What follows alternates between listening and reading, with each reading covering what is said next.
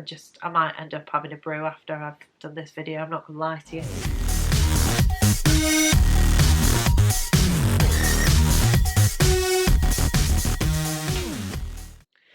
Hey up, my name's Kayla and welcome to my channel. Today I am here with my February favourites. I try to do these videos every month to share with you some of the bookish and non-bookish things that I've enjoyed over that month. This video is inspired by the beautiful Lauren and the Books, and I will leave her links in the description box down below. So February, it's a short month. It can be quite depressing. It's a bit of an anticlimax after the Christmas period. January seems to go on forever.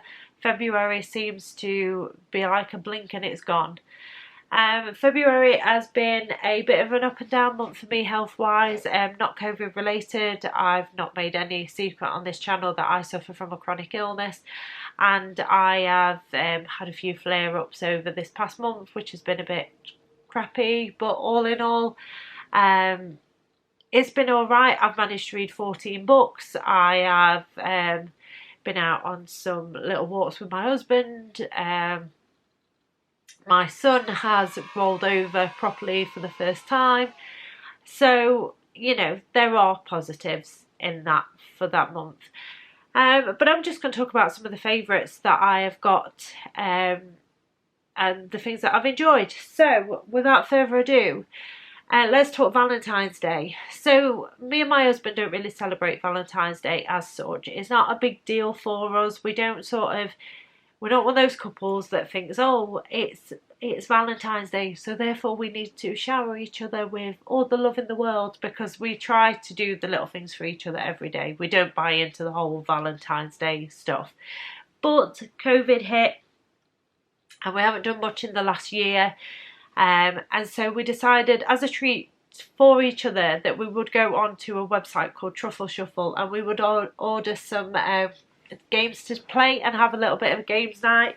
I absolutely love board games and things like that. I'm not a competitive person. I just like playing the games. So we ordered a few bits off there, and I've got a couple of the things to show you. So we ordered these naughty trivia cards and some Marvel, is it going to focus? Marvel playing cards. I'll just show you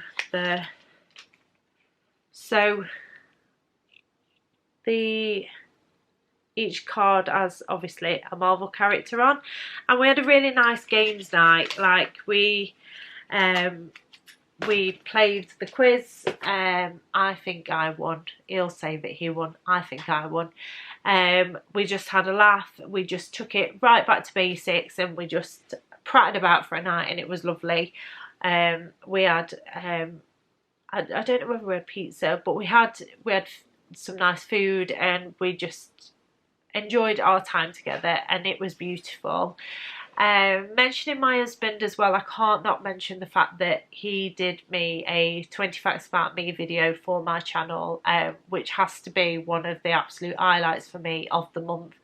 I had a few bad days. I had this idea in my head that I wanted to do a sort of get to know me video for the channel, and didn't know, like, creative juices weren't flowing, and I didn't really know how I could do it. I didn't want to sit in front of a camera. Like, there's nothing wrong with sitting in front of the camera like this, but I wanted to be a bit more creative because I wanted you to see my personality as well in that video.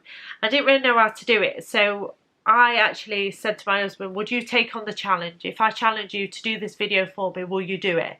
And he was like, yes. And off he went, and it took him a good few days, and I wasn't allowed to be part of it in any way, shape or form. Obviously it was about me, but I wasn't allowed to influence him. I didn't tell him the facts to do.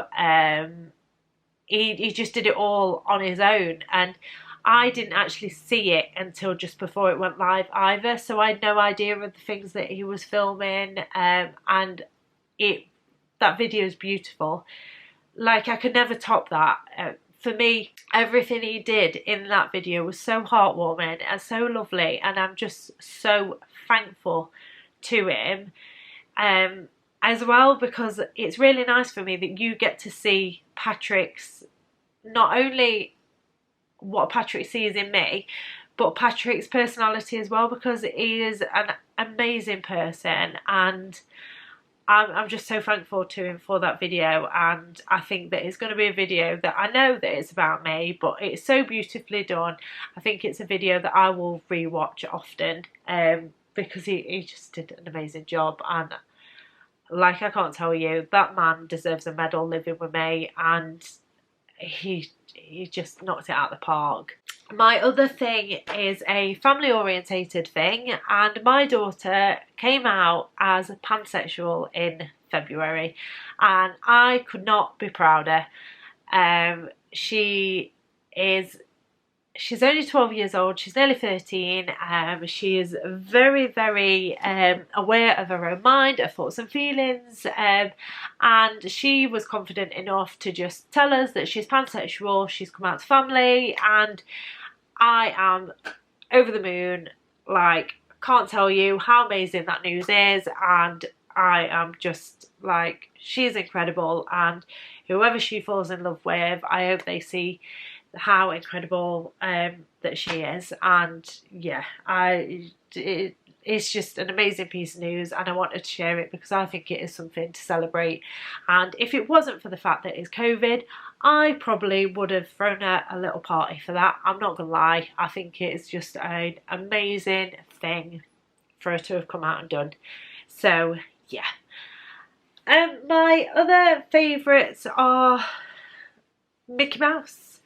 It sounds a really weird thing to be a favourite, but Mickey Mouse has always been a favourite of mine. I am a Disney addict. I love all things Disney, and my little boy is only 7 months old. Well, he will be 7 months old when this video goes up. And he has discovered Mickey Mouse's Clubhouse, and he loves all things Mickey Mouse.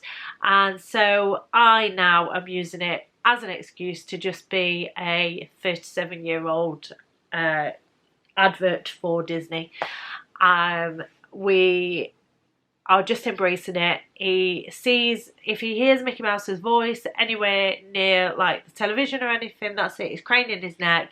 He claps his hands to the theme song. It is just so cute, and we are just embracing the Mickey Mouse vibes.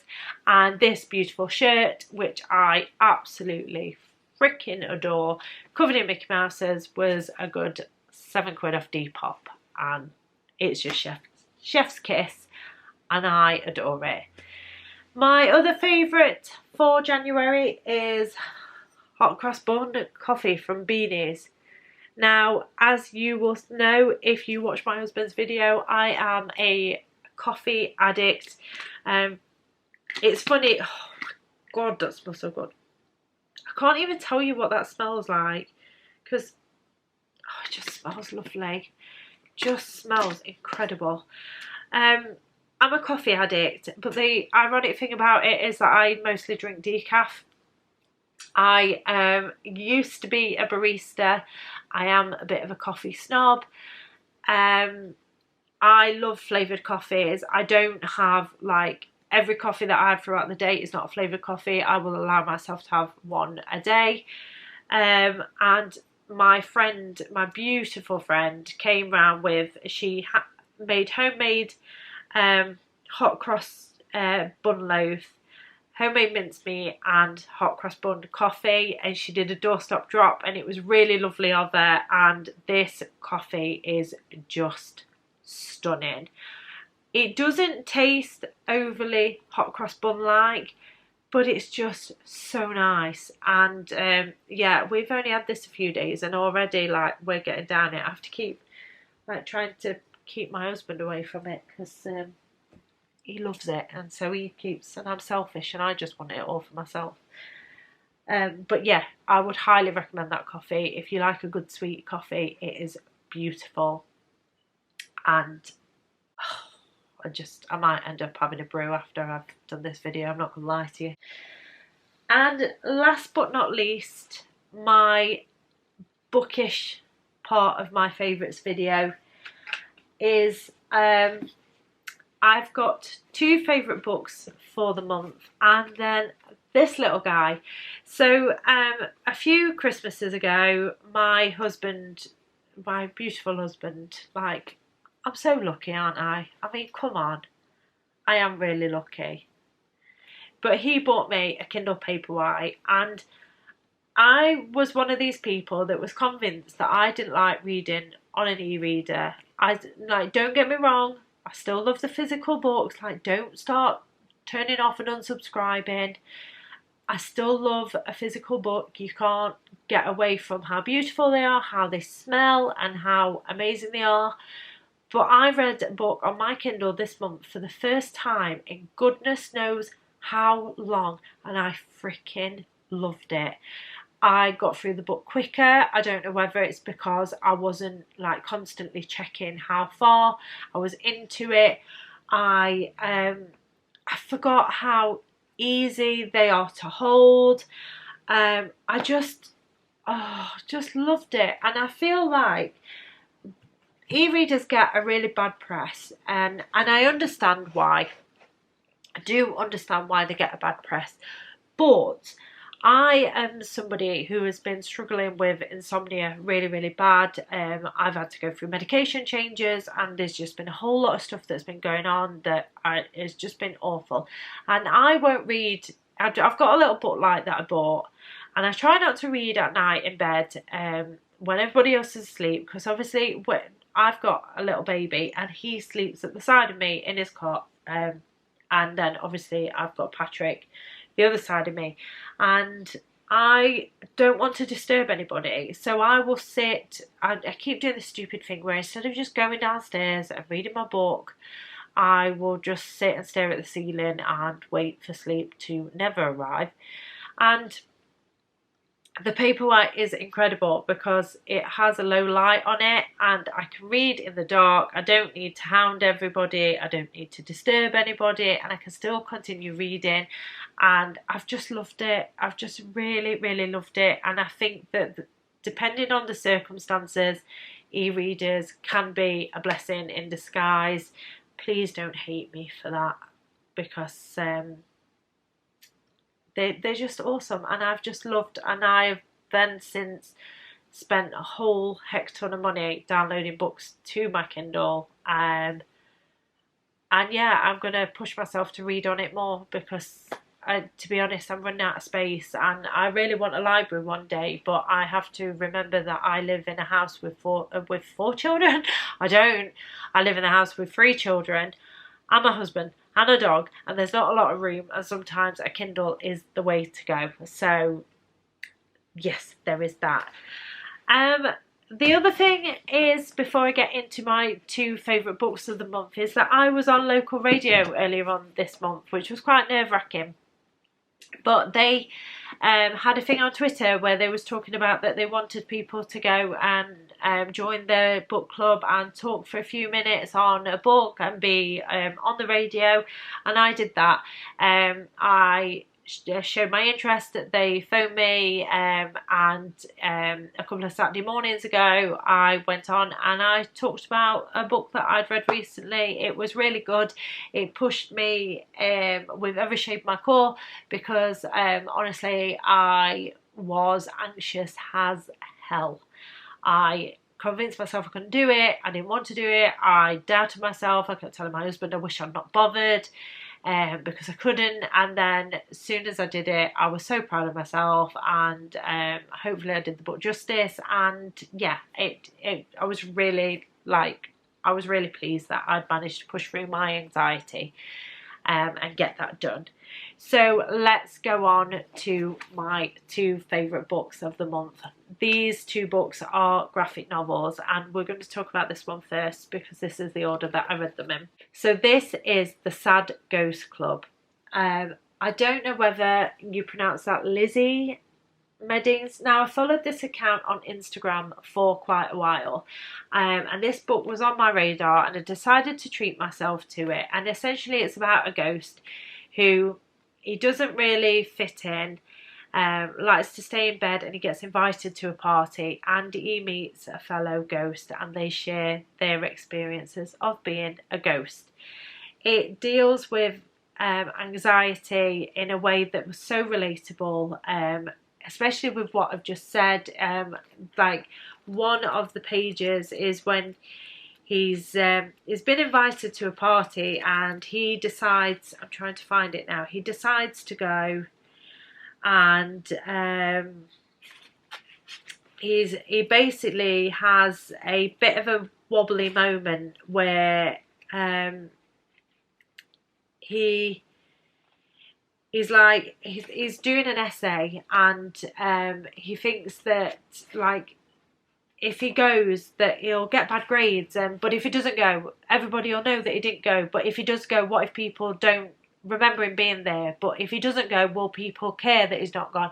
And his mind is just in overall, and it's just such, it was so beautifully done and so relatable, and I would highly recommend it for anybody, even if you don't live with anxiety, or you've never suffered from anything like that. I think it's a really good book to pick up so that you can get a glimpse into what an anxious mind is like. It's beautiful, and yeah, I just can't recommend it enough. The next book is When Stars Are Scattered, and it's by Victoria Jameson and Omar Mohammed, and this is a memoir, and I've just got to show you some of the pages. It is stunning. And basically it's about Omar and his brother, and they live in a refugee camp, and it's their story up until sort of them applying to move out of the refugee camp. It's about Omar's brother has a disability. It's about how he deals with looking after his brother with that disability. His mum is missing, and his dad was killed. I want to say it was Syria, but I don't think that's right. I don't think it is Syria. But basically it follows what their life's like in the refugee camp. It follows Omar going to school, and it broke my heart. I've been really lucky to be involved in some live sprints over the course of February, and I was reading this on Molly's live sprints on Sunday night, and I didn't think that it would move me the way that it did. I ended up crying on the sprint. There was a particular scene where Omar gets to go to school, and his little brother doesn't say a lot. He says one word over and over again, and when he leaves to go to school, his brother is inconsolable, and he's cried for the entire day, and basically he's crying because the last time that somebody left him, like his parents, they didn't come back. And it was just, I mean, it's so beautiful in itself, but it was such a just eye-opening. Like, I live a sheltered life as such, where I don't see refugees very often. I don't, like, unless it's on the news and there's, you know, when you see the boats that are coming over. We live a very privileged life as we have our families surrounding us. For most of us, we have our families surrounding us. We have a home. We have friends, we have family, we have education, and to read something where that's something you've got to fight for, and you've lived with conflict, and you've been a part of really hard times. It's just, oh my gosh, like I can't tell enough people to read this book. I discovered it by accident. I was watching a cozy reading night that Lauren and the Books was doing, and she was reading this book, and it just piqued my interest. And then for one reason or another, I ended up with an Amazon gift card, and I was naughty and I ordered it from Amazon. And I just urge everybody to give it a read. It really will break your heart, but also educate you. And it was easy. Like, I can't stop thinking about this book, and I finished it like 4 days ago. I think this book will stay with me for a long time, and I will reread it. And I think it's something that, as my children get older, it's something that I will share with them, for them to be educated on how lucky they are as well, and how privileged they are to have the things that they've got access to when they're moaning about going to school and things like that. I think something like this is just, it's just eye-opening, and I urge everybody to pick it up if you can. And so they are all my February favourites. This video is a bit hit and miss. I won't lie to you, I've tried to film this so many times and I've just not been happy with anything as I've gone along. But we're rolling with this. It might not be the best, but we are learning. We are just, we are humans, we have room for improvement. So hopefully I will see you with another video very, very soon. So they are all my favourites for February. Thank you so much for staying and watching this video if you've got this far. Thank you for your constant support. As always, all links will be down below. You'll find my Twitter, my Instagram and my Amazon wishlist. Please give me a thumbs up or a comment. I love interacting with everybody in the comments. And I will see you with another video very, very soon. Take care, stay safe, bye bye.